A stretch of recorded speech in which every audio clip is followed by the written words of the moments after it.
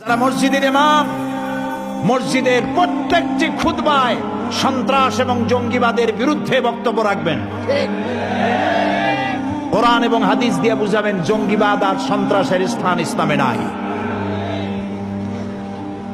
প্রত্যেক খুতবায় বলতে হবে, প্রত্যেক মসজিদ ভিত্তিক সন্ত্রাস নির্মূল কমিটি বানাতে হবে, সন্ত্রাস প্রতিরোধ কমিটি, এলাকা ভিত্তিক কমিটি বানান।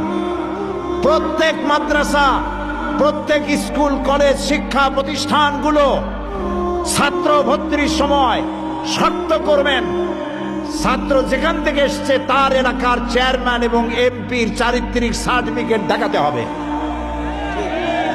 কোন শিক্ষা প্রতিষ্ঠানে, কোন হোস্টেলে, কোন আত্মীয় স্বজন, দুলাভাই, মামাতো ভাই, খালাতো ভাই, বন্ধু রাত যাপনের কোন সুযোগ দেওয়া হবে না।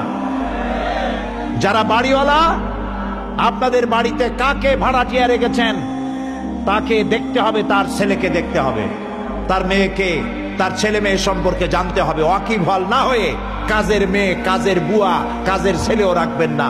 সতর্ক হতে হবে, 100% সতর্ক হতে হবে। প্রিয় ভাই সব, আর একটি কথা, এবার বসেন, মোনাজাত করব আপনাদের নিয়ে। দাঁড়ানো ভাই সব বসেন। লন্ডনে যখন বোমা পড়লো, সেই বোমার আসামিরা 24 ঘন্টার মধ্যে সব ধরা পড়লো। কারণ তাদের প্রত্যেকটি bus station, rail station, shopping mall, সর্বত্র সিসিটিভি আছে। সিসিটিভির মাধ্যমে কে কোত্থেকে উঠছিল, কি হয়েছিল সব ধরা পড়লো। তারা আসামি ধরে পড়লো, সন্ত্রাস কন্ট্রোল করলো। কিন্তু এটা তো গরিব দেশ, আমি এত সিসিটিভি কোথায় পাবো? তবে আমার দেশে আছে 14 কোটি মানুষ। এই 14 কোটি মানুষের 28 কোটি চোখ যদি সিসিটিভি হয়ে যায়, অপরাধ করে কেউ এড়াতে পারবে না। আপনার শহরকে আপনি নিয়ন্ত্রণ করুন, আপনার বাড়িকে আপনি নিয়ন্ত্রণ করুন, আপনার শিক্ষা প্রতিষ্ঠান আপনার নিয়ন্ত্রণ করুন। আমি আজ আমার সমস্ত শ্রোতাকে বলবো, বাড়ি যান, বাড়ি গিয়ে আপনার ছেলে যে মাদ্রাসায় পড়ে, কলেজে পড়ে, বিশ্ববিদ্যালয় পড়ে, তার পড়ার রুমে গিয়ে ঢুকবেন তার অজান্তে। তার বালিশের তলা দেখবেন, তার টেবিলের নিচ দেখবেন, তার টেবিলের ড্রয়ার দেখবেন। ওখানে জেএমবির কাগজ আছে নাকি? ওইখানে হরকতুল জিহাদের কিছু আছে নাকি?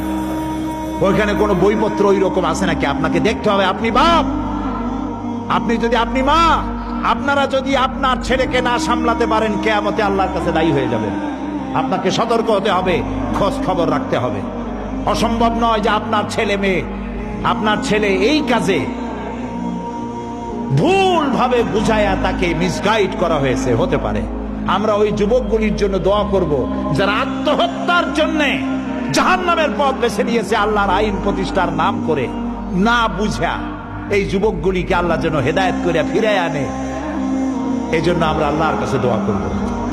আল্লাহুম্মা আমিন।